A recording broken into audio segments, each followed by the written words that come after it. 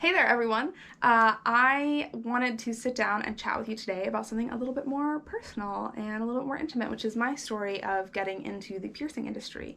Like I said in my very first video here, I wanted to take some suggestions from the comments, and I got this one that I really liked about doing something that was a little bit more personal and a little about my experience with body piercing. And this is perfect because when I tried to talk about this on TikTok, I had to use like 8 videos. It took forever. So I think YouTube won't give me the length that I need for this. But my experience with piercing, first of all, is a very common one and also a very sad one. And I hope that me talking about this and being transparent about this can help warn others about situations that are unfortunately very common in the piercing industry. And I will say there's a content warning on this video for discussion of drugs and discussion of abuse. And there are people working to change apprenticeships and people's experiences in the industry, and this is simply my personal experience, but it is a very common experience for a lot of people in the industry. So take this video as both me sitting down and hanging out and telling you my story, but also warning about what a lot of people, especially feminine and femme-presenting people, experience deciding to be a body piercer, and honestly a tattoo artist as well. I hear a lot of similar stories from tattoo artists too. So my interest in body piercing starting at a really young age. I first got my nostril pierced when I was 13 or 14. I'll throw up a picture here. I had lots of body piercings all throughout high school and early college. I actually started college early. I started college in high school when I was 14. And I was in college and in high school at the same time. I was in college for art, so I was going to Tyler School of Art and Temple on weekends and sometimes after high school. And then I was a fine arts major at my high school, taking all the AP art programs and all of that stuff. And I was getting scholarships through doing this, and it was a really awesome program. But I was very dedicated to art. I thought I was going to graduate high school, go to college, and become like a graphic designer or a storyboarder or a fine artist. I wasn't sure yet. I just knew I wanted to do art. And I graduated high school early. I graduated at 17, and pretty much right after graduation, I got an offer from the studio where I had been getting pierced at. And when I say I had been getting pierced, here's how I looked right around high school graduation. I had a lot of piercings. I actually think I had more than I do now. And they needed a body piercer, and they said they would be willing to give me a tattoo apprenticeship if I would also learn how to pierce and be their piercer because their piercer had quit. And this seemed too good to be true, so of course I said yes. This was a 3-month-long apprenticeship that I paid $5,000 for, and after 3 months was expected to be their full-time piercer and do all piercings all the time. We were not using proper jewelry. Everything was externally threaded and super low quality. We were not using proper sterilization. Our sterilizer was very old and out of date, and I think we were cold soaking some stuff. When I was a client there, the tattoo shop was carpeted, did not have any tile flooring. That was redone shortly after I started working there, but there were still some carpeted areas in the back. Literally everything that I have ever spoken about or educated y'all about being unsafe or dangerous or bad, I was doing that. I'm just gonna go ahead and call myself out and post some pictures. I have never shown these to anyone after quitting my first studio, but this is what my work looked like at the time, and it was very bad.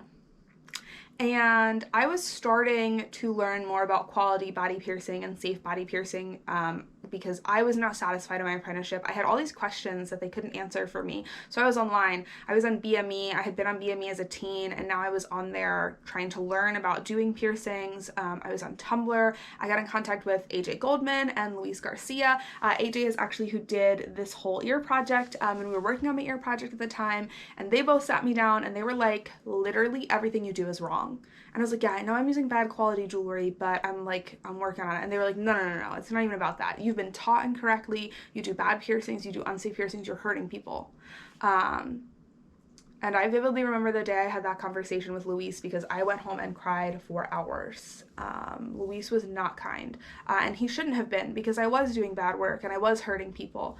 And that day was long and that day was agonizing, and I just could not stop crying. I didn't know what to do. I was in a panic, and I actually drove to the studio where I was working at that night at like 9 p.m. And packed up all of my stuff and left and quit with no notice or no warning. But I just knew that I was not going to go and work one more day and do one more unsafe or bad piercing and hurt one more client. I couldn't do it. I couldn't do it. And so I focused on trying to learn as much as I could about safe body piercing and try and get a better quality apprenticeship. I started joining all these forums online. I learned about body suspension and ended up doing my first body suspension shortly after quitting, about a month or so, which opened me up to the world of suspension. I spent about a year traveling and doing body suspension, doing shows, doing performances, going to conventions and educational events. For those who are unfamiliar, body suspension is the art of hanging from hooks pierced through the skin. I have a really good post on my blog if you want to learn more about that, and if you want me to make a video about that, let me know in the comments. But through that, I networked and I met the woman who would become my second mentor. We're gonna call her Jay. And it was an APP studio.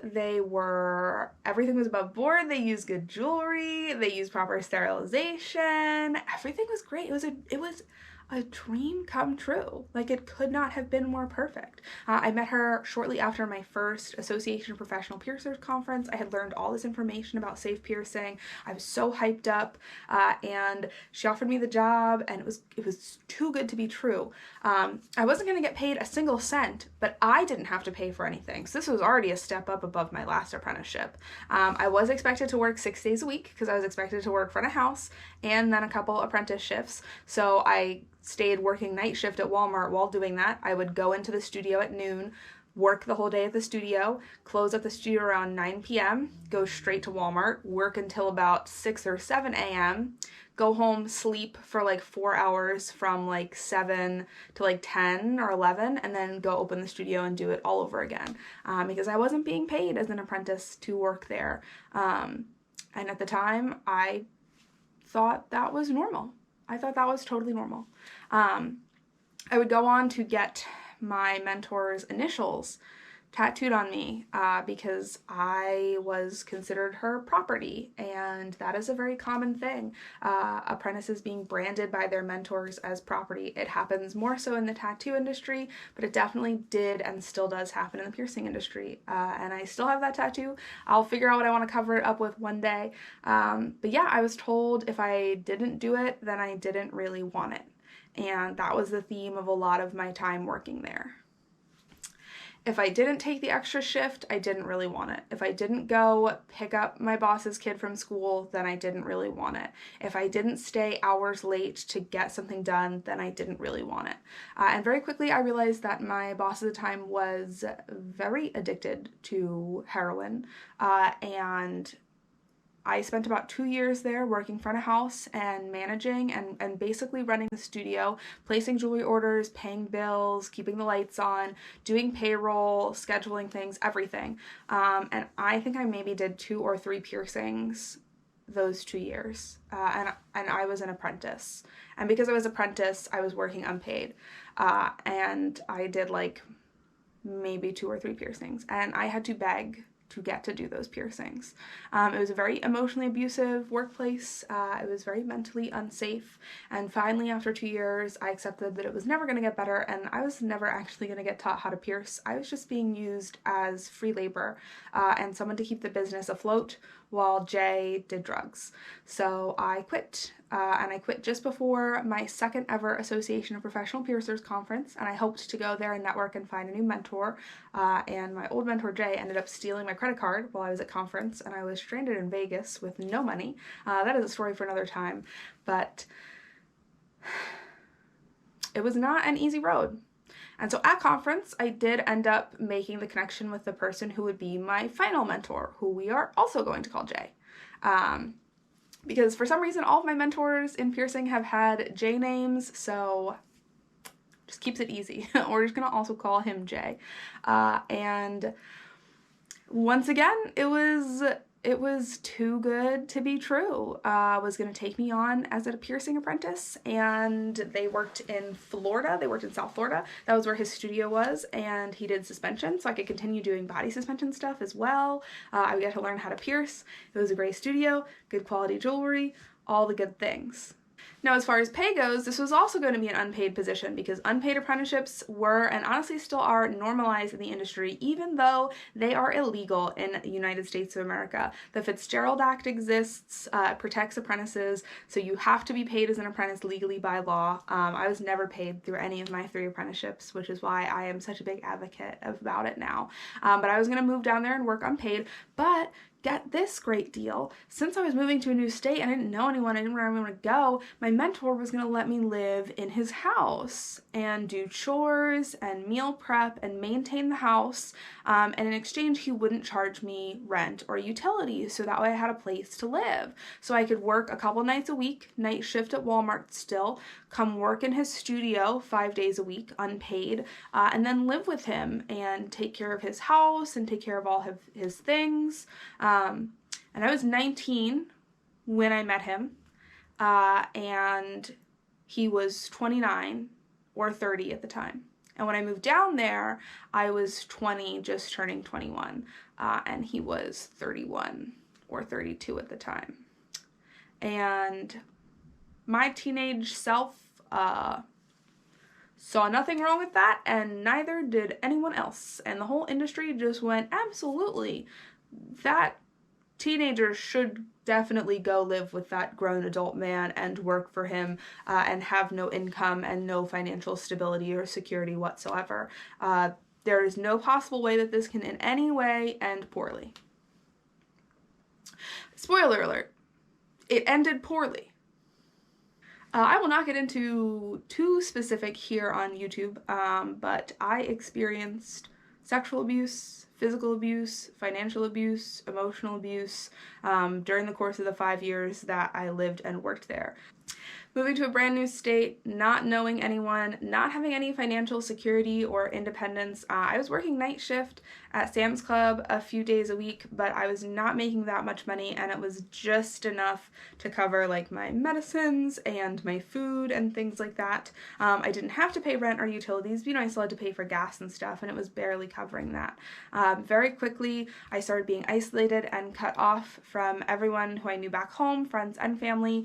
It became a requirement of my apprenticeship to no longer have contact with other piercers or other suspension practitioners. I was cut off from the industry completely, an island unto myself. And I lived with my mentor, I worked with my mentor, we were together literally 24/7, and so I eventually entered into a romantic relationship with my mentor at the time, and I was told I had to keep it a secret, and I was made to keep it a secret for many years, and I was made to believe that this was normal and that this was okay, and it's not. There's a massive power balance there, and a mentor should never, ever, ever date their apprentice. Under no circumstances, not one, is that an okay or a safe relationship to have. That is the same as a teacher dating a student, and there is too much balance inequality, there's too much power inequality. It should never be done. But that was the situation I was in, and it was very, very incredibly abusive. And after 5 years, I was finally able to escape that situation along with 4 other women and femme-presenting people who were working with me. Literally everyone at the studio quit because we were all very tired of dealing with very serious emotional and physical and financial abuse, and a lot of us were working unpaid. During my time there in Florida, I worked for 3.5 years, almost 4 years, 7 days a week, unpaid. There were 3 years when I only had 4 days off the entire year. I worked 12 to 12, Sunday to Saturday, every single week. And it was hard. It was incredibly, incredibly hard, and it was very normalized in the industry at the time, and I believe that I was doing the right thing because anyone who really wants to be a body piercer would do this and would sacrifice in order to make this happen. And now that is part of why I am so outspoken about all of the things I experience in apprenticeships being wrong. You should never be working unpaid. You should never have to pay for your apprentice. Apprentices should be paid a living wage. It's never appropriate for a mentor to date an apprentice. There's always going to be a power imbalance there that's not okay. It's never appropriate for an apprentice to live with a mentor. Again, power imbalance. It's not going to end okay. And you really should be taught the right way. You should be taught with proper jewelry, proper materials, proper sterilization by a sober, present mentor. And if you're interested in learning more about abuse and violence in apprenticeships, I do have a couple blog posts on my website that go over this in depth. It is very unfortunate, but it is a rampant problem in the body piercing industry, abuse within apprenticeships. Many folks have apprenticeship stories like mine of experiencing constant abuse, of being taught incorrectly, of being manipulated, of not being paid, and it's very unfortunate, but it is still a very common thing to happen in apprenticeships in this industry. Fortunately for me, while my last apprenticeship was very abusive in many ways, I was taught how to pierce correctly, and I was taught by Jay, who was a very good piercer, just a very terrible person. And so when I left that studio, I was fortunate enough to travel for the remainder of 2019. I got to do guest spots at 10 different studios all across the country. I got to learn from and work with some really amazing, really fantastic piercers. And then I settled down at Icon here in Nashville. And that is where I have been for the last 2.5 years. And I've been working under Ian Bishop, who's fantastic. And I've learned so much from him in my time here. And that is my story and my path to becoming a piercer. And that's also why I feel so strongly when I see piercers who are doing low quality or bad work, or I see people who are in bad apprenticeships, and I try to encourage them to take the time to be trained correctly. And I know that it can be a very hard decision for a lot of folks to make. I know more than most folks realize what it is like to be in that position where you are sitting there and thinking to yourself, oh fuck, I'm doing this wrong. I've been taught the wrong way. I'm doing things unsafe. I'm hurting clients. What do I do? And it's very tempting to just stay the course and say, oh, well, I'll learn and practice and I'll get better. Or, oh, I'll take some classes at conference, or I'll go online. You cannot replace hands-on training. And I say this as someone who did have a bad apprenticeship and who was a bad piercer and who was doing bad work. The correct answer is to quit and to seek out a proper apprenticeship and to not experiment and learn on clients' bodies. And it is a very, very hard decision to make, but there are few things that I know beyond a shadow of a doubt I could never regret. And going through all 3 of my apprenticeships, as terrible as they were, is something that I do not regret, because I was able to learn how to pierce correctly, and I was able to learn to do safe, quality piercings for my clients. And ultimately, clients have to come first. And we have to make the decision that's safest for them. And that's almost always getting retrained and learning how to pierce the correct way through an apprenticeship, rather than experimenting on clients or piercing at home and things like that. Fortunately, things in the piercing industry are changing, and every year stories like mine get rarer and rarer as we are improving safety and protection for apprentices across the industry in both piercing and tattooing.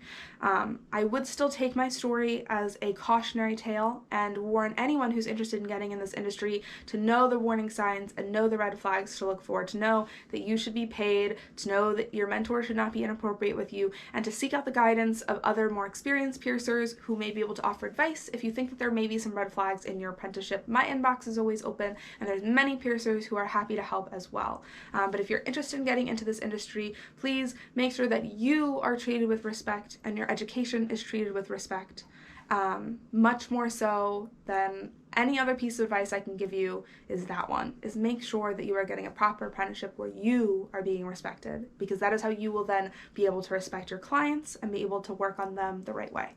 And if you have any questions at home about apprenticeships or becoming a piercer, leave them in the comments below. And if you'd like to see me talk more about apprenticeships in general, or if you'd like to hear more details about my past as a body piercer and hear maybe about my earlier studios or my experiences, let me know if you want to take a more in-depth trip down memory lane with me. And it was awesome chatting with y'all, and I hope we hang out soon.